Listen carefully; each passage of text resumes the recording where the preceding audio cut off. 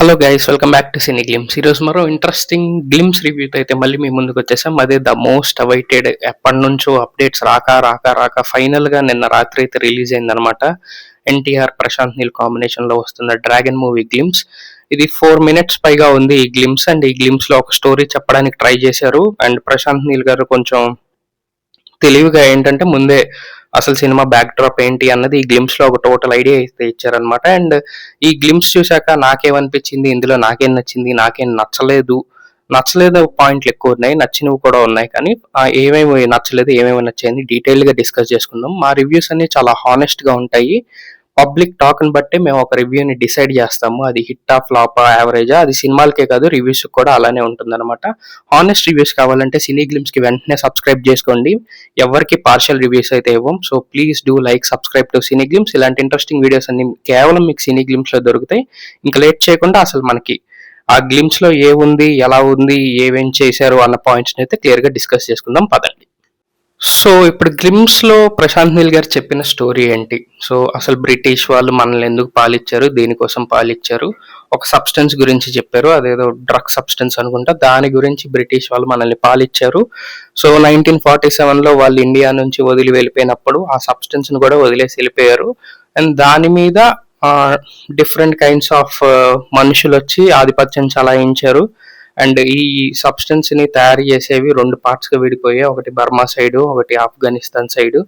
And ఈ మధ్యలో జరిగే కాన్ఫ్లిక్ట్ గురించి ఒక స్టోరీ నరేటివ్ డిస్క్రైబ్ చేస్తూ, అండ్ ఈ స్టోరీ మొత్తంలో ఇన్వాల్వ్ అయిన క్యారెక్టర్స్ ఎవరెవరు ఉంటారు అని ఆయన క్లియర్ గా ఒక్కొక్క క్యారెక్టర్ ని రివీల్ చేసుకుంటూ వచ్చారనమాట ట్రైలర్ అంతా. అండ్ ఎక్కడో చివరిలో ఒక 2 minutes తర్వాత ఎన్టీఆర్ గారిని అయితే ఫేస్ రివీల్ చేశారు సినిమాలో. అండ్ ఎన్టీఆర్ గారి లుక్స్ మీద ఈ మధ్యన మనకు చాలా కమెంట్స్ అయితే వచ్చాయి.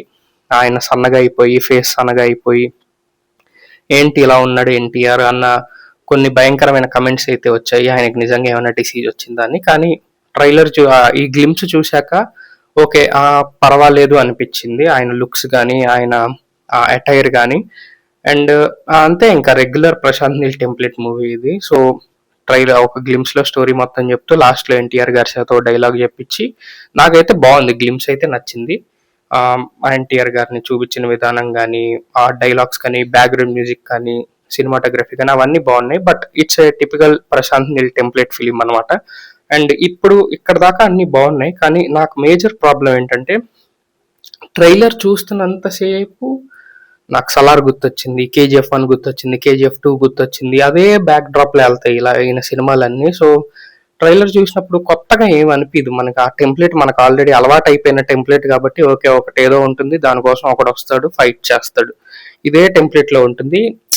ఈ బోర్ కొడుతున్నాయి. ఇంకా ఈ ట్రైలర్స్ అంత ఎక్సైటింగ్ గా అనిపించట్లేదు. ఇలాంటి KGF 1 కి, KGF 2 కి, సలార్ కి బాగానే వర్కౌట్ అయ్యాయి. కానీ ఇలాంటి టెంప్లెట్స్ అదే సిమిలర్ కైండ్ ఆఫ్ ఫార్ములాతో, సిమిలర్ కైండ్ ఆఫ్ టెంప్లెట్ తో జస్ట్ ఒక థీమ్ ని మార్చి తీస్తున్నారు. సో ఇక్కడ నాకు బోర్ కొట్టింది.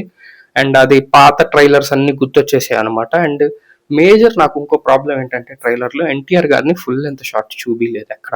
అంటే ఇప్పుడు ప్రభాస్ గారిని నడవడం, కత్తి పట్టుకుని నడవడం, ఇలాంటివి చాలా చూపించారు. కానీ ఎన్టీఆర్ గారితో ఒక మంచి ఫుల్ షాట్ అయితే ఎక్కడా చూపిలేదు. అది ఎందుకు అని నాకైతే అర్థం కాలేదు. ఆయన హైట్ వల్ల ఆయన ఏమన్నా అలాంటి డెసిషన్ తీసుకున్నారో, ఏమన్నా కమెంట్స్ వస్తాయని. ఇలా అయితే నాకు ఒక ఫుల్ షాట్ అయితే కనపడలేదు. 1-2 ఫుల్ షాట్లు ఉన్నాయి, కానీ అవి చాలా లాంగ్ డిస్టెన్స్ నుంచి ఉంటాయి అనమాట ఆ ఫుల్ షాట్లు.